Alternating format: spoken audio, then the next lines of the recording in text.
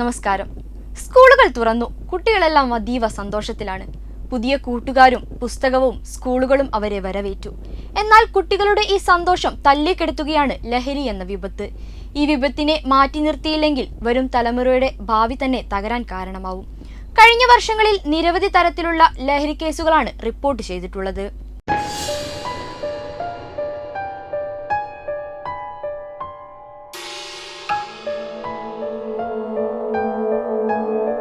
മാതാപിതാക്കൾ ശ്രദ്ധാകുലരാകേണ്ടിയിരിക്കുന്നു. വിവിധ തരത്തിലുള്ള മയക്കുമരുന്നുകളാണ് ഇന്ന് വിപണിയിൽ ലഭ്യമായിട്ടുള്ളത്. സമീപകാലത്ത് നമ്മൾ നേരിടുന്ന ഒരു പ്രശ്നം തന്നെയാണ് സ്കൂൾ കുട്ടികളുടെ ലഹരി ഉപയോഗവും വിൽപ്പനയുമെല്ലാം. ഇതിനെതിരെ കൂടുതൽ ജാഗ്രത പുലർത്തിയിട്ടും കുട്ടികളെ വീണ്ടും പിന്തുടരുകയാണ് ലഹരി മാഫിയ സംഘങ്ങൾ. സിഗരറ്റ്, മദ്യം, ചെറിയ മിഠായി രൂപത്തിലുള്ള മയക്കുമരുന്നുകളുമാണ് ആദ്യം കുട്ടികളിലേക്ക് എത്തുന്നത്. കൂടാതെ സ്കൂൾ പരിസരങ്ങൾ കേന്ദ്രീകരിച്ചുള്ള മയക്കുമരുന്ന് വിൽപ്പന കൂടാനുള്ള പ്രധാന കാരണം സിന്തറ്റിക് മയക്കുമരുന്നിന്റെ കടന്നുവരവാണ്. എല്ലാവരെയും കബളിപ്പിച്ച് ഒളിപ്പിച്ചു കൊണ്ടുപോവാനും ഈ മയക്കുമരുന്ന് ഉപയോഗിച്ചാൽ പെട്ടെന്ന് കണ്ടുപിടിക്കാനും സാധിക്കില്ല എന്നതാണ് ഇതിന്റെ പ്രത്യേകത.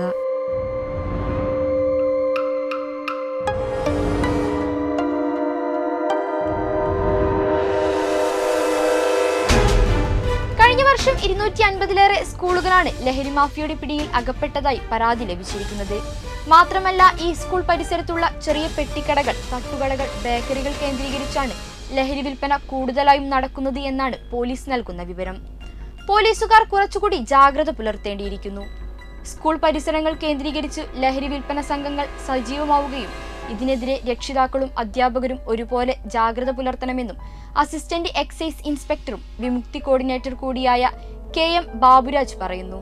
സ്കൂളുകൾ തോറുണ്ടാകുന്ന ലഹരി വിൽപ്പനയെക്കുറിച്ചും കുട്ടികൾക്കുണ്ടാവുന്ന അതുമായി ബന്ധപ്പെട്ടുള്ള സാഹചര്യങ്ങളെ കുറിച്ചും ഒന്ന് പറയാൻ പറ്റുമോ? ചോദ്യത്തിനകത്ത് ചെറിയൊരു അഭിപ്രായ വ്യത്യാസമുണ്ട്. കാരണം സ്കൂളുകൾക്കകത്തുള്ള ലഹരി വിൽപ്പന എന്ന് പറയുമ്പോൾ നമ്മൾ അതിനങ്ങനെ കാണാം. ഒരിക്കലും സ്കൂൾ കോമ്പൗണ്ടിനകത്ത് ലഹരി വിൽപ്പന ഉള്ളതായിട്ട് ഒരിക്കലും റിപ്പോർട്ട് ചെയ്യപ്പെട്ടു. മറ്റൊന്ന്, സംസ്ഥാനത്ത് മൊത്തത്തിൽ ഈ കുറച്ച് കാലങ്ങളായി യുവാക്കളിലും കൗമാരങ്ങളിലൊക്കെ തന്നെ വലിയ രീതിയിലുള്ള ലഹരിയുടെ ഉപയോഗം വർദ്ധിച്ചിട്ടുണ്ടെന്നുള്ളത് വളരെ ഒരു പരമാർത്ഥമാണ്. അതുപോലെ തന്നെ 13 വയസ്സ് മുതലുള്ള കുട്ടികളിലേക്ക് കൂടി എത്തി വളരെ അപകടകരമായ ഒരു സാഹചര്യത്തിലാണ് ഇന്ന് നിൽക്കുന്നത്. പക്ഷെ അത് മുഴുവനായും സ്കൂൾ അങ്കണങ്ങളിലാണ് വിൽപ്പന എന്ന് പറയാൻ പാടില്ല. സ്കൂൾ അങ്കണങ്ങളിലല്ല വിൽപ്പന, മറിച്ച് സ്കൂൾ പരിസരങ്ങളിൽ ഇത്തരം മാഫിയകളുടെ ആളുകൾ വട്ടമിട്ട് കുട്ടികളെ ലാക്കാക്കി പ്രവർത്തിച്ചു കൊണ്ടിരിക്കുന്നു. അത് ഒട്ടുമിക്ക കേസുകളും എക്സൈസ് നിരന്തരം പിടികൂടപ്പെടുന്നുണ്ട്. അത് പലപ്പോഴും മാധ്യമങ്ങൾ വഴി റിപ്പോർട്ട് ചെയ്യപ്പെടാറുണ്ട്. അപ്പോൾ കുട്ടികളിൽ ഇത്തരം ശീലങ്ങളെ മാറ്റിയെടുക്കുന്നതിന് പ്രധാനമായിട്ട് സ്കൂൾ അധ്യാപകരും അതുപോലെ തന്നെ ഈ രക്ഷിതാക്കൾക്കും വലിയൊരു പങ്കുണ്ട് എന്നത് ഞങ്ങൾ നിർബന്ധമായിട്ടും എല്ലാ വേദികൾക്കും പറയാറുണ്ട്. രക്ഷിതാക്കളുടെ ഉത്തരവാദിത്വം എന്ന് പറയുന്നത് കുട്ടികളെ കൃത്യമായ നിരീക്ഷണം നിരന്തരം ഉണ്ടാകുക എന്ന് ഞങ്ങൾ പറയാം. കാരണം നമ്മുടെ കുട്ടികളെ ഏറ്റവും കൂടുതൽ അറിയുന്നത് നമുക്ക് തന്നെയാണ്, രക്ഷിതാവിനാണ്. അവരുടെ ചെറിയ ചെറിയ മാറ്റങ്ങൾ അതുപോലെ മറിച്ച് മറ്റൊരാളെന്ന് പറയുന്ന അധ്യാപകനാണ്. അപ്പം അവരിലുണ്ടാകുന്ന മാറ്റങ്ങളെ കണ്ടെത്തി ആ കുട്ടികളോട് ചേർന്ന് നിന്നുകൊണ്ട് അവരിലെ മാറ്റങ്ങൾ, അവരെ മാനസികമായിട്ടുള്ള നിലയിൽ മാറ്റം വരുന്നുണ്ടെങ്കിൽ, അവരെ മറ്റു രീതിയിൽ അവരെ സ്വഭാവ സവിശേഷതകളിൽ മാറ്റം ഉണ്ടെങ്കിൽ, അവരെ പെരുമാറ്റത്തിൽ മാറ്റമുണ്ടെങ്കിൽ, അല്ലെങ്കിൽ അവർ പെട്ടെന്ന് ക്ഷോഭിക്കുന്ന പ്രകൃതമായി മാറുന്നുണ്ടെങ്കിൽ, അല്ലെങ്കിൽ ഉറക്കക്കുറവുണ്ടെങ്കിൽ, അല്ലെങ്കിൽ കൂടുതലായിട്ട് ഉറങ്ങുന്ന പ്രകൃതം, അല്ലെങ്കിൽ വൈകി കയറി വരുന്ന സാഹചര്യം, അങ്ങനെ വ്യത്യസ്തമായ പല കാര്യങ്ങളുണ്ട് അവരെ തിരിച്ചറിയാൻ. അപ്പം അത്തരത്തിലൊക്കെ എല്ലാം അതാണെന്ന് തെറ്റിദ്ധരിക്കാനും പാടില്ല. അതുമായി മറ്റ് രോഗലക്ഷണങ്ങളൊന്നും ഇല്ലാതെ ഇത്തരം ലക്ഷണങ്ങൾ കാണിക്കുന്നുണ്ടെങ്കിൽ തീർച്ചയായും അവരെ നിരീക്ഷിച്ച് ഉറപ്പ് വരുത്തി അത് ലഹരിയാണോ എന്നുള്ളത് കണ്ടെത്തേണ്ടത് ആദ്യ രക്ഷിതാവും അതുപോലെ അധ്യാപകരും തീർച്ചയായും കണ്ടെത്താനുള്ള ശ്രമം നടത്തേണ്ടതുണ്ട്.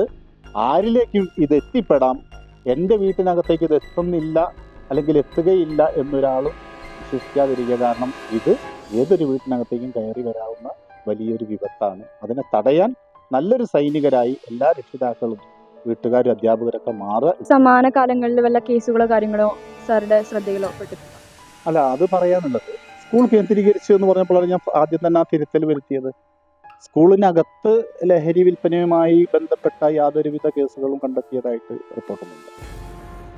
മറിച്ച് സ്കൂൾ പരിസരങ്ങളിൽ ഇത്തരം വിൽപ്പനകളും അതുപോലെ തന്നെ സ്കൂൾ വിദ്യാർത്ഥികളായിട്ടുള്ള ആളുകൾ ഇത് ഉപയോഗിക്കുന്നതായിട്ട് കണ്ടെത്തിയതായിട്ടുള്ള റിപ്പോർട്ടുകൾ. അപ്പോൾ സ്കൂളിനകത്താണ് വിൽപ്പന അല്ലെങ്കിൽ സ്കൂളിനകത്താണ് ഇതിൻ്റെ കേന്ദ്രം എന്ന രീതിയിൽ പ്രചരിപ്പിക്കപ്പെടുന്നത് ശരിയല്ല എന്നതാണ്. കാരണം സ്കൂളിന് പുറത്ത് വട്ടമിട്ട് പറക്കുന്ന ഇത്തരം മാഫിയകളാണ് നമുക്ക് ഏറ്റവും വലിയ അപകടകരമായി മാറുന്നത്. അതിന് ചെയ്യേണ്ടത് സ്കൂൾ PTA അതുപോലെ തന്നെ അവിടുത്തെ ജാഗ്രതാ സമിതി, സ്കൂൾ എക്സൈസും അതുപോലെ പോലീസും ഒക്കെ ചേർന്നുകൊണ്ടുള്ള ജാഗ്രതാ സമിതികളുണ്ട് സ്കൂളിനകത്ത്. അത്തരം ജാഗ്രതാ സമിതികൾ ഒരു താൽക്കാലിക മീറ്റിങ്ങിൻ്റെ സമയത്ത് മാത്രമല്ലാതെ നിരന്തരം അവർ ടീമായിട്ട് അവരുടെ ജോലി സമയങ്ങൾ ഉള്ള സമയത്ത് ടീമായി മാറിയിട്ടുണ്ട്. സ്കൂൾ പരിസരങ്ങളിൽ നിരന്തര നിരീക്ഷണം അവരും കൂടെ നടത്തുന്നത് നന്നായി. കാരണം ഓരോ സ്കൂളിനകത്തും എക്സൈസിൽ നിന്ന് ഓരോ ഉദ്യോഗസ്ഥർക്ക് ചുമതല കൊടുത്തിട്ടുണ്ട്. പോലീസിനകത്ത് അതുപോലെ തന്നെ അവരെ യോദ്ധ എന്ന പദ്ധതിയുടെ ഭാഗമായിട്ട് ഓരോ ഉദ്യോഗസ്ഥർക്ക് ഓരോ സ്കൂളിന് ചുമതല കൊടുത്തിട്ടുണ്ട്.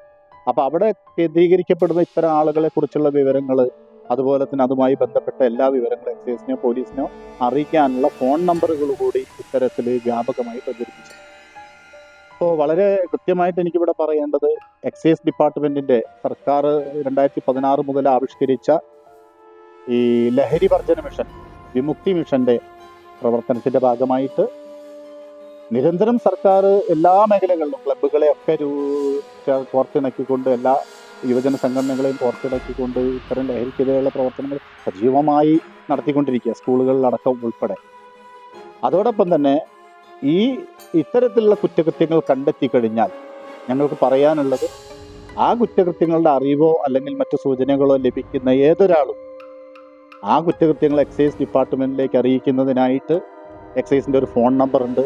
94 47 17 8000 എന്ന് പറയുന്ന ഒരു നമ്പറുണ്ട്. ആ നമ്പറിലേക്ക് വിളിച്ച് ഏതൊരാൾക്കും അത്തരം കുറ്റകൃത്യങ്ങളെ കുറിച്ചുള്ള വിവരങ്ങൾ നൽകാൻ സാധിക്കും.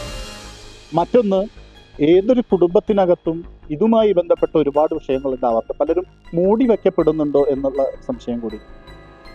കാരണം കുട്ടികളിൽ ഇത്തരം ശീലങ്ങൾ ഉണ്ടാകുമ്പോൾ വീട്ടിൽ അവരുടെ ചില സ്വഭാവ ദൂഷ്യങ്ങളുടെ ഭാഗമായി ചെറിയ ദേഷ്യപ്രകടനം പ്രശ്നങ്ങളൊക്കെ ആയി അത് വളർന്നു വന്ന് വീട്ടിൽ കലുഷിത അന്തരീക്ഷമായിരിക്കും. അത്തരം അന്തരീക്ഷങ്ങളിൽ എന്നും വീട്ടിൽ അസ്വസ്ഥതയും സമ്മർദ്ദവുമായി ജീവിക്കുന്ന ഒരുപാട് കുടുംബങ്ങളുണ്ട്. അവരൊക്കെ ഇത്തരത്തിലുള്ള വിഷയങ്ങളുണ്ടെങ്കിൽ അന്ന് കൃത്യമായ കൗൺസിലിംഗ് കുട്ടികൾക്ക് കൊടുക്കേണ്ടതുണ്ട്. ആ കൗൺസിലിംഗ് കൊടുക്കുന്നതിന് സൗജന്യ കൗൺസിലിംഗിന്റെ ഭാഗമായി വിമുക്തിയുടെ ഭാഗമായി 14405 എന്ന നമ്പറിൽ വിളിച്ച് ഫോണിലൂടെ സൗജന്യ കൗൺസിലിംഗ് ഈ പൊതുജനങ്ങൾക്ക് നേടാവുന്നതാണ്. അതോടൊപ്പം തന്നെ സർക്കാരിൻ്റെ വിവിധ ആശുപത്രികളിലായിട്ട് കൗൺസിലിംഗ് സെൻ്ററുകളുണ്ട്, വിമുക്തിയുടെ ചികിത്സാ കേന്ദ്രങ്ങളുണ്ട്. ഇപ്പോൾ നമ്മുടെ നിലമ്പൂരിലാണെങ്കിൽ വിമുക്തിയുടെ ഡി അഡിക്ഷൻ സെൻ്റർ ഉൾപ്പെടെ സർക്കാർ തുടങ്ങിയതിലും ആവശ്യത്തിനുള്ള ചികിത്സ ലഭ്യമാക്കുന്നുണ്ട്, കിടത്തി ചികിത്സ ഉൾപ്പെടെ. എന്തായാലും ഇത്തരം പ്രശ്നങ്ങൾ കുട്ടികളിൽ കാണുകയാണെങ്കിൽ അതിന് നിർബന്ധമായും അടിയന്തരമായി കൗൺസിലിങ്ങും അതുമായി ബന്ധപ്പെട്ട ചികിത്സയും നൽകണം. അതൊരു നാണക്കേടാണ് എന്ന് കരുതി ആരും തന്നെ ഡോക്ടറെ സമീപിക്കാതിരിക്കരുത്.